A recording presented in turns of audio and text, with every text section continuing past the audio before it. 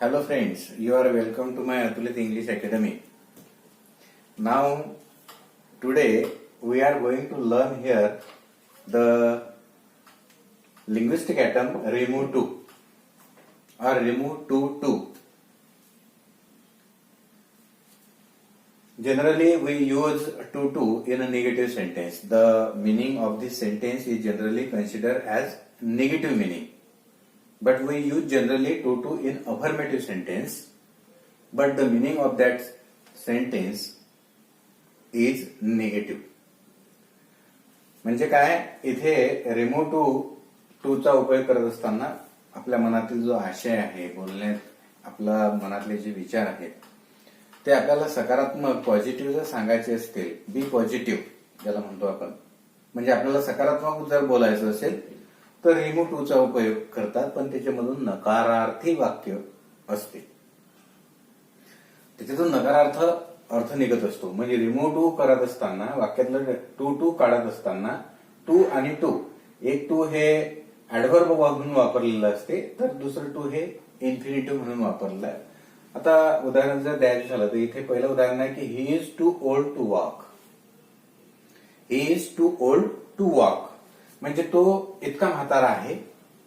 या टूचा अर्थ इतका की तो चालू शकत नाही.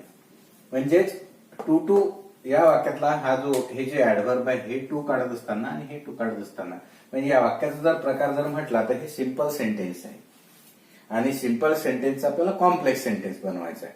म्हणजेच हे वाक्य आपल्याला कॉम्प्लेक्स सेंटेन्स जर करायचं असेल तर त्या वाक्यामध्ये आपल्याला सो, नंतर दॅट आणि नॉट असे 3 शब्द आपल्याला त्याच्यामध्ये टाकून हे सिंपल सेंटेन्स जे आहे त्याचं कॉम्प्लेक्स सेंटेन्स बनवायचं आहे. म्हणजे ते दॅटने जोडायचं आहे आणि त्याच्यामध्ये एका वाक्याचे 2 वाक्य बनवायचे आहेत. आता बघा इथे याचा जर आपल्याला उपयोग करायचा असेल तर याच्यामध्ये हे वाक्य करत असताना आपल्याला एक गोष्ट लक्षात घ्यायची आहे की हे उदाहरण आपण इथपर्यंत बरोबर सोडवतात. Generally student generally go to here correct, but then when they remove to, they could not understand what to do. म्हणजे आता इथे पहा, हे वाक्य करत असताना ही इज या टूच्या ऐवजी आपण सो टाकलं, इथे सो दिलेला आहे, सो टाकलाय. ही इज सो ओल्ड. आता हा दुसरा टू काढून याच्या ठिकाणी आपल्याला दॅट कंजंक्शन टाकायचं आहे आणि परत आपल्याला आपलं लक्ष इथे जो सब्जेक्ट असेल त्या सब्जेक्ट वरती गेलं पाहिजे. म्हणजे जो इथे पुरुषवाचक जो सब्जेक्ट आहे त्याच्यानंतर आता हे इथे ही इज सो ओल्ड हे याच्यामधलं मेन क्लॉज झालं. दॅट ना दुसरं वाक्य आपण सुरू करतो, दॅट हे कंजंक्शन आहे आणि दुसरा क्लॉज हा सबऑर्डिनेट क्लॉज आहे, म्हणजे उपवाक्य आहे, ते गौण वाक्य आहे. तर हे जे आहे सब्जेक्ट इथे ही आहे, तर इथे सुद्धा ही आपल्याला घ्यायचं आहे. त्याच्यानंतर आपल्याला लक्ष केलं पाहिजे की याच्यामध्ये टू बीचं रूप कोणतं वापरलेलं आहे. म्हणजे याच्यानंतर हे इज टू बीचं रूप आहे. म्हणजे जर टू बीचे रूप टू बी जर एम किंवा इज किंवा आर याच्यापैकी जर असेल तर आपण कॅनॉट वापरायचं, कॅन आणि त्याच्यानंतर नॉट वापरायचं. आणि जर वॉज आणि वेअर याच्यापैकी टू बी रूप वाक्यामध्ये आलेलं असेल तर कुड शब्द टाकायचा, सहाय्यकारी क्रियापद कुड घ्यायचं, COULD कुड आणि नॉट हे 2 क्रियापद घ्यायची, याच्यापैकी कुठलं तरी एक. आता याच्यामध्ये इज असल्यामुळे आपल्याला इथे घ्यावं लागेल, काय घ्यावं लागेल आपल्याला इथे घ्यावं लागेल कॅनॉट, कॅन नॉट. म्हणजे he is so old that he cannot. आणि पुढचं जे क्रियापद आहे वॉक हे क्रियापद घ्यायचं, he cannot walk, full stop द्यायचं. हे अशा प्रकारचं हे वाक्य झालं. हे प्रेझेंट टेन्स मधलं वाक्य आहे. आता दुसरं वाक्य जे मी घेतलं हे पास्ट टेन्स मधलं आहे, कारण याच्यामध्ये वेळ आलेलं. मग आता हे वाक्य करत असताना याच्यामध्ये थोडासा बदल असा होईल, पहिल्या वाक्यामध्ये जे बदल आपण केले तसेच बदल करायचे. म्हणजे दे, वेअर हा टू काढायचा, इथे सो टाकायचं, सो पुअर इथपर्यंत आलेत तुम्ही. हा टू काढायचा, इथे दॅट टाकायचा, आले तुम्ही. आता त्याच्यानंतर जो सब्जेक्ट आहे या टूच्या नंतर जो सब्जेक्ट इथे दे आलेला आहे तर इथे देच घ्या. परत आपल्या मनामध्ये प्रश्न आला पाहिजे टू बी रूप कोणता आहे, वेअर आहे. तर मग इथे इथे नियम सांगला आपण कुड नॉट घ्या. कुड नॉट. नंतर हे इथलं वाक्य जे उर्वरित आहे, मग आता क्रियापद घ्या पे द बिल. दोन उदाहरणामध्ये कंपॅरिझन केलं. याच्यामध्ये हे प्रेझेंट टेन्स असल्यामुळे आपण याच्यामध्ये कॅनॉट घेतला, याच्यात विअर असल्यामुळे आपण कुड नॉट घेतला. पहिलं उदाहरण प्रेझेंट टेन्स, दुसरं सेकंड एक्झाम्पल जे आहे पास्ट टेन्स आहे. आता तिसरं उदाहरण बघा. हे तिसरं उदाहरण सुद्धा वेगळं आहे. हे तीनही उदाहरणं मी जे दिले आपल्याला अगदी वेगळे दिलेले आहेत. आता हे तिसरं उदाहरण जे आहे हे दिलेलं आहे, हे सुद्धा प्रेझेंट टेन्सच आहे, परंतु याच्यामध्ये काय अलगपणा दिसतो आपल्याला लक्षात येईल. बघा आता इथं की सी इज या टूच्या ऐवजी आपण घेतलं so. She is so proud. या टूच्या ऐवजी दॅट टाकला आपण. परत आपला कर्ता जो आहे हा आपण शीज घेतला. आता मात्र इथे पंचायत ही आहे की इथे जसं हे इज टू बी जो रूप असल्यामुळे आपला नियम आपल्याला सांगतो की तुम्ही कॅनॉट घ्या. बरोबर. कॅनॉट जर आपण टाकला इथे म्हणजे she is so proud that she cannot bake. She cannot bake म्हणजे याचा अर्थ असा होईल ती इतकी अभिमानी आहे की ती भीक मागू शकत नाही. याचा अर्थ तिच्यामध्ये कॅनॉट केव्हा वापरायचं, ऍबिलिटी नसेल तर. परंतु आपण तिथे कॅनॉट न टाकता आपल्याला विल नॉट टाकावं लागेल, कारण याचा अर्थ तुमच्या लक्षात येईल विल नॉट बेक. समजा आपण या विल नॉटच्या ऐवजी कॅनॉट टाकलं तर याचा अर्थ काय होतो ते बघू, आणि विल नॉटच्या ऐवजी काय होतं ते पाहा. म्हणजे आता she is so proud that she will not bake. She will not bake म्हणजे ती इतकी अभिमानी आहे, ती इतकी मानी आहे की ती भीक मागणार नाही. विल नॉट बेक म्हणजे भीक मागणार नाही, म्हणजे तिच्यामध्ये ऍबिलिटी आहे, ती भीक मागू शकते पण ती मागणार नाही कारण ती मानी आहे. आणि याच्यात जर आपण कॅनॉट टाकलं त्याचा अर्थ थोडासा बदलतो की तिच्यामध्ये कॅपॅसिटी नाही आहे भीक मागण्याची. She is not able to bake. म्हणून या ठिकाणी कॅनॉट टाकणं हे चुकीचं आहे. विल नॉट आपल्याला टाकावं लागेल. याच्यानंतर आणखी काही उदाहरणं आहेत, ज्या उदाहरणांमध्ये वेगळेपण आहे ते सुद्धा आपण अभ्यासू. Now look at this example number 4, example number 5, 6 and 7. आपण आधीची 3 उदाहरणं बघितली. परत आता हे उदाहरण पहा. हे सुद्धा वेगळं उदाहरण आहे. 5वं उदाहरण सुद्धा वेगळं आहे. म्हणजे आतापर्यंत आपण 5 उदाहरणं इथे जर अभ्यासलेत तर ते 5ही उदाहरणं हे कम्प्लिटली डिफरंट आहेत. थोडे बदल त्याच्यामध्ये आहेत, ते लक्षात घ्यायचे, ते लिहूनही घ्यायचे आपण. तर the water is too hot to bathe with. आता याच्यामध्ये पुरुषवाचक कर्ता कोणीच नाही या वाक्यामध्ये, परंतु कारण आंघोळ आपणच करणार आहे. The water is too hot to bathe with म्हणजे याचा अर्थ असा मराठीमध्ये असा होतो, नकारार्थी अर्थ असा होतो की पाणी एवढं गरम आहे की त्यानं कोणीही आंघोळ करू शकत नाही.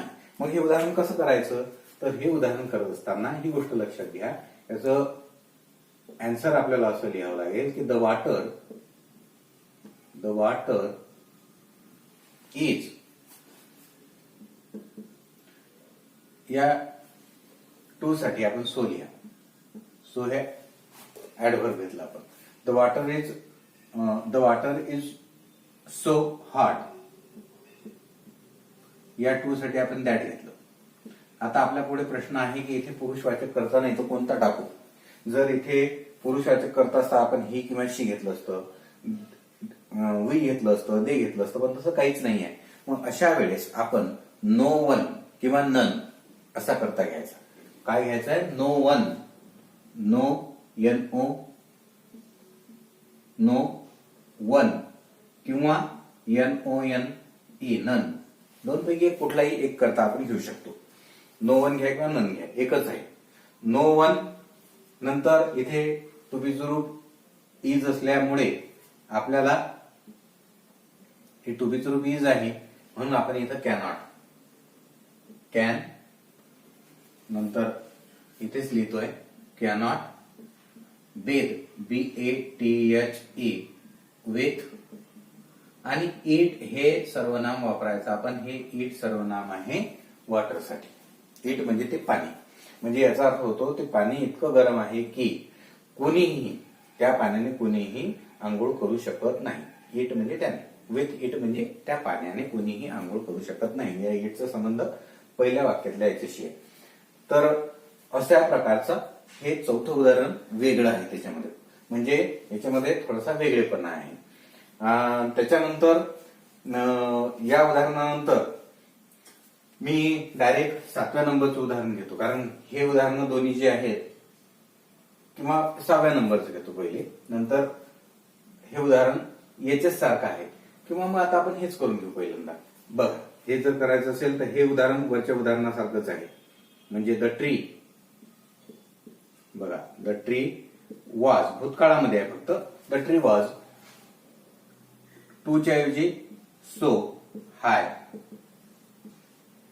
या टू च्या साठी दॅट वापरलं. आता परत इथे हेच कर्ता पुरुषवाचक नसल्यामुळे आपण त्या ठिकाणी नन टाका, नो वन टाका. नो वन चांगलं राहील, नो वन. आता इथे इज असल्यामुळे आपण कॅनॉट घेतलं, तर इथे वॉज असल्यामुळे आपण कुड नॉट घेऊ. कुड, COULD, कुड नॉट क्लाइंब, CLIMB हे क्रियापद घेतलं आपण.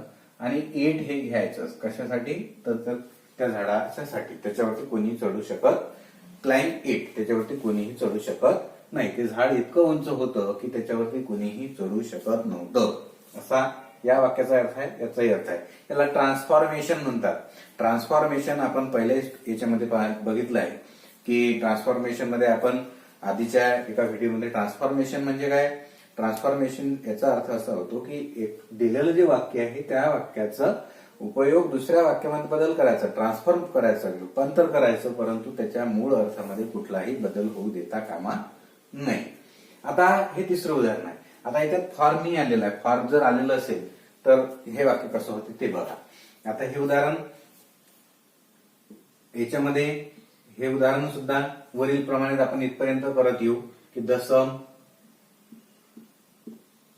इज, या टूच्या साठी so difficult, DIFFI CULT. The sum is so difficult. समचा अर्थ होतो गणित. जे गणित दिलेलं आहे ते इतकं कठीण आहे की.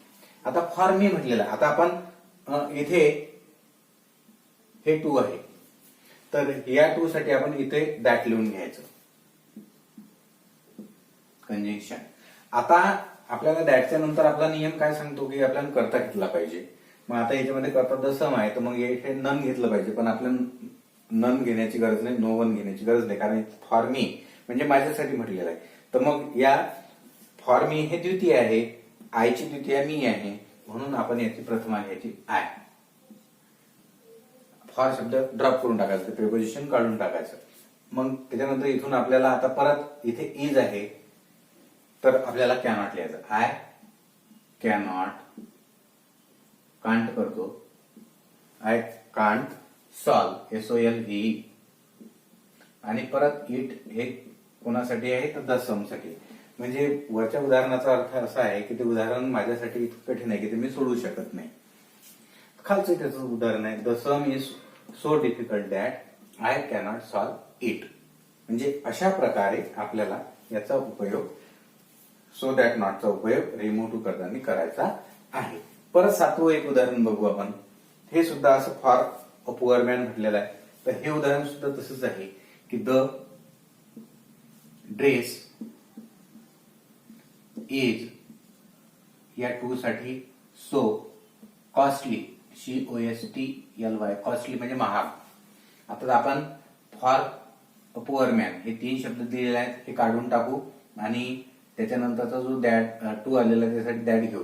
आता परत फॉर द पुअर मॅन म्हटलेलं आहे, अ पुअर मॅन, मग आपण त्याच्यानंतर अ पुअर मॅन घेऊ. फॉर हे कंजंक्शन काय असं, poor man. The dress is so costly that a poor man, याच्यानंतर इथे इज असल्यामुळे कॅनॉट, BY बाय हे क्रियापद घ्या, कॅनॉट बाय इट. हा इट शब्द ड्रेससाठी आहे.